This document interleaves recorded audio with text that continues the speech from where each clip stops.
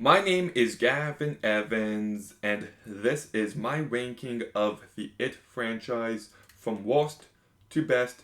And this video will have spoilers, so there's your warning. But this franchise is iconic, so I really wish I liked these movies more than I do, but it is what it is. So let's begin talking about the worst one, and it's the 1990 miniseries. I did not grow up watching this. I have zero nostalgia, and it just simply doesn't hold up. This movie is bland. It is never scary, it is never effective, and I feel like the two other movies tackle these ideas in a much more effective manner. I do like the fact they use practical effects, but they're not really impressive. They look kind of cheap, and the younger cast here is fine enough, but definitely not as good as the 2017 movie, and the adults here are unbearably bland and forgettable. And yeah, it's just way too long. It's not entertaining. Tim Curry, I guess, does a fine job, but at the end of the day, I'm never going to watch this miniseries again. So that's why it's last place. The second worst one is It Chapter 2. And what bums me out here is that you've got some great talent involved.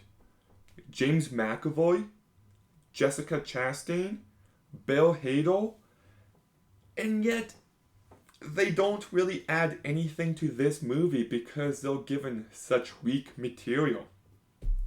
This movie is very rinse and repeat. Introduce one character, then the next, and oh, this character gets scared, and then the kid version, and then this character, and then their kid version, and then this character. And it's just so repetitive, and there came a point where I'm like, oh my, like nothing has happened, and I was almost 2 hours in. So the decision to separate all these characters is just baffling, and the decision to show so much of the kids is also baffling because it just made me want to watch the 2017 movie. The entire ritual plot where they have to look for an artifact of their past is stupid. Henry comes back, the bully, and he adds nothing to this movie. Pennywise gets defeated by being bullied. The movie is never scary. The CGI is very bad. There's a scene where it starts off as trying to be scary, and then Angel in the Morning starts playing as Eddie gets puked in the face, and it's just a baffling moment. The movie is way too long. There's no justification for this length. And just the way it handled certain characters, I didn't like. I never bought that Richie was gay and that he had a secret love for Eddie. I thought the Ben and Bev storyline was a complete embarrassment. Like, all of that after 27 years based on one mediocre poem?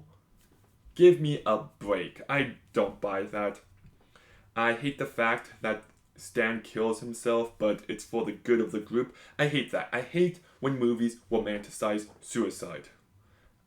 I really do. And like even characters like Mike, who you think might have more to do here, has no depth. So this movie just messed up so much. But the reason why it's number 2 and not number 3 is because Bill Skarsgård is still good. I wish he was in this movie more. I wish Pennywise had more of an impact.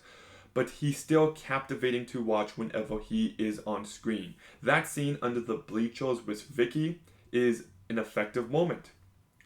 I also do like how he looks very deflated and defeated at the end of this movie. And the way that it explores childhood trauma and how it shapes us is done well enough. Like, you see it especially with Bev and Eddie and their partners in life.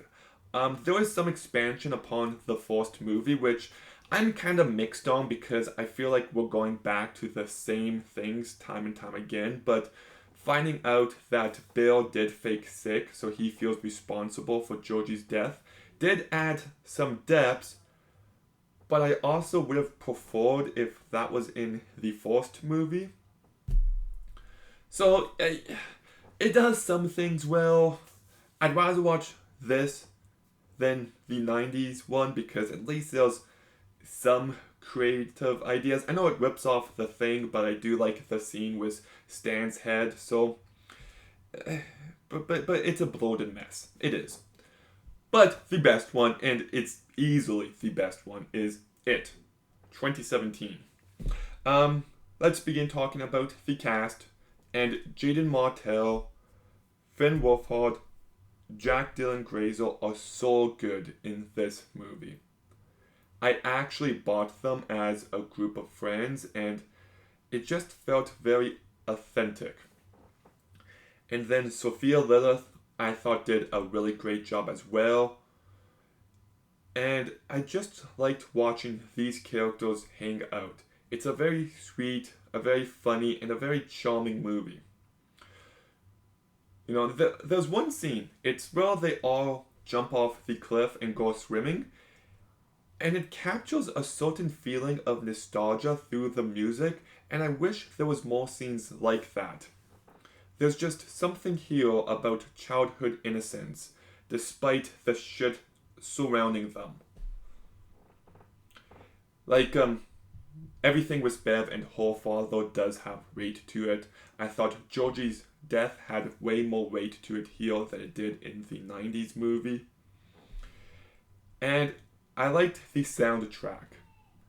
You know, 6 Different Ways by The Cure, Dear God by Ecstasy. It added a nice 80s flavor to this movie. And it has some fun moments. Like, there's a scene when they're in the house and there's a door labeled not scary, and then very scary. And Richie and Bill both go to the not scary door. That's a funny moment.